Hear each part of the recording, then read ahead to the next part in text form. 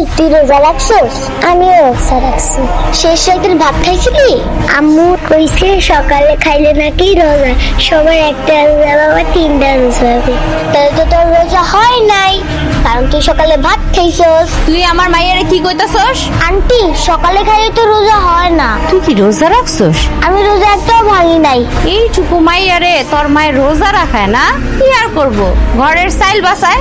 কিন্তু আমার মাইয়ার রোজা রাখা লাগবো না। আমার মাইয়ারে তুই উল্টা পাল্টা বুঝ দিবি না, ঠিক আছে? তুই এত কিছু কিনা নিয়ে আইছো?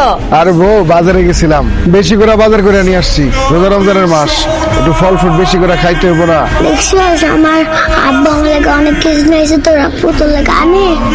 আমার আব্বু আজকে নিয়ে আইবো খেজুর, কমলা, আপেল আরো অনেক কিছু নিয়ে আইবো। তোর আব্বু নিয়ে আইবো ঘোড়ার ডিম। তো ঘরে তো ঠিক মতো চাইলে কিনতে পারে না তোর বাপে। আবার ইফতারের লিগে ফল নিয়ে আইবো। চলো ঘরে চলো, আমাকে ফল ফ্রুট কাটতে হইব, ইফতারি সময় হয়ে যেতেছে। চলো ভিতরে চলো।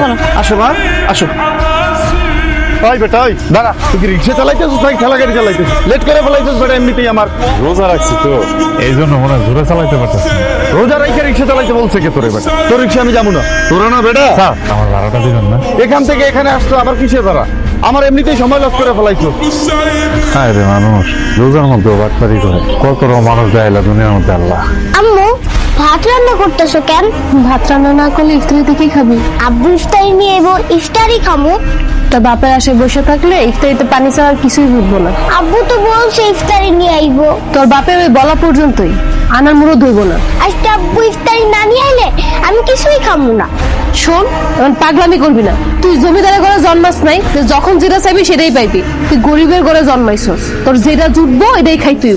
আল্লাহ, তুমি আমার আব্বুরে এত গরিব বানাইছো কেন? তুমি আমার আব্বুরে অনেকগুলা টাকা দিতে পারো না?